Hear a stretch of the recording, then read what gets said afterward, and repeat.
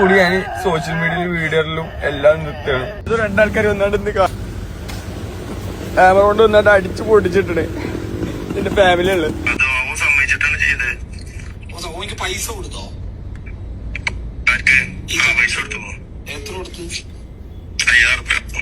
എടാ എന്റെ അക്കൗണ്ട് പോയി എനിക്ക് ആരടുത്തൊന്നും തുറന്നു പറയാൻ പറ്റാത്ത സിറ്റുവേഷനാണ് ഇപ്പോ. പലസ്തീന് വേണ്ടി സംസാരിച്ച വീരപുരുഷൻ ഫാമിലിയുമായിട്ട് വണ്ടി പോകുന്ന സമയത്ത് വണ്ടി ആരോ തല്ലിപ്പൊടിച്ചു. അവനെ രക്ഷിക്കാനായി ഇതാ വീഴുന്നു പോത്ത് ഷാജഹാൻ.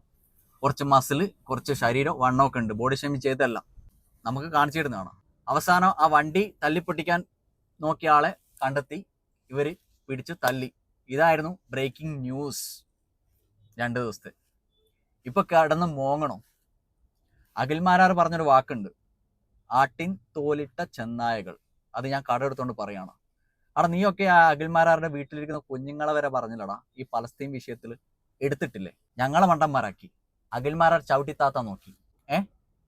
എന്നിട്ടിപ്പോ എന്തായി? ഞാൻ ഇത്രയും വളരെ മാന്യമായിട്ട് സംസാരിക്കണത് നിങ്ങളോട് മാന്യത തോന്നിയിട്ടല്ല.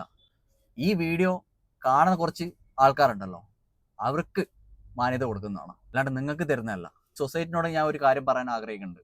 നമ്മളെ തല്ലിക്കാൻ നോക്കിയ ഇവന്മാരെ നമുക്ക് വേണോ? ആവശ്യമുണ്ടോ? ഞാനിതാ ഇവന്മാരുടെ പ്രൊഫൈല് യൂട്യൂബ് ആയിക്കോട്ടെ, ഇൻസ്റ്റാഗ്രാം ആയിക്കോട്ടെ, ഫേസ്ബുക്ക് ആയിക്കോട്ടെ ബ്ലോക്ക് ചെയ്ത് കളയാണ്.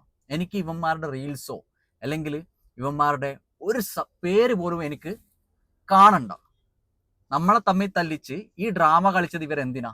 റീച്ചിനും തൊപ്പിയുടെ മേലെ പറക്കാനും അങ്ങനെ പലതും ഇവർ പറയുന്നുണ്ട്. അത് നടത്തി കൊടുക്കാൻ സാധ്യമല്ല.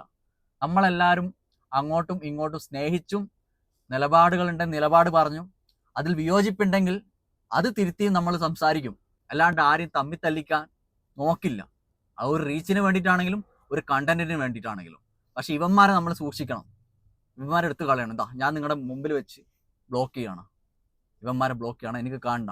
നിങ്ങൾക്കിത് ചെയ്യാൻ പറ്റുമെങ്കിൽ നിങ്ങളും ചെയ്യും. ഇവന്മാർക്കൊന്നും നമ്മളെ പറ്റിച്ച് ജീവിക്കാനുള്ള സാഹചര്യം നമ്മൾ ഒരുക്കി കൊടുക്കാൻ പാടില്ല. സോ നിങ്ങളെ കൊണ്ട് പറ്റുമെങ്കിൽ നിങ്ങൾ ചെയ്യും.